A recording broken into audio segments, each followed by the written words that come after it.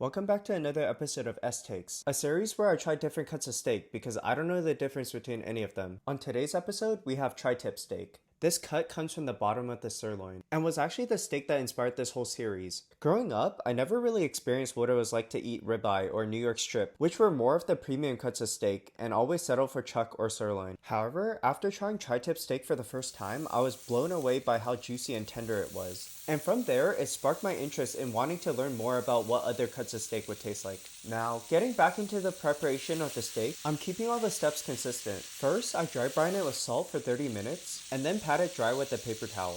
I then sear it on a ripping hot pan and throw in a couple of garlic cloves for aromatics. I'm also flipping it every minute so that it cooks evenly on both sides. And finally, I'll know it's done once it hits 115 degrees Fahrenheit internally. This is ideal if you're trying to aim for that medium rare doneness. For this steak in particular, I forgot to account for the smaller steaks, which reached around 125 by the time I pulled them off. I feel like tri-tip is a very good balance between the fattiness that you get from a ribeye and the lean and beefy flavor that you get from a chuck steak. Traditionally, tri-tip is either roasted or smoked. Now, don't get me wrong, I love tri-tip barbecue just as much as the next guy, but I don't understand why more people don't cook it like a regular steak. And let me know what other cuts of steak you'd like to see next.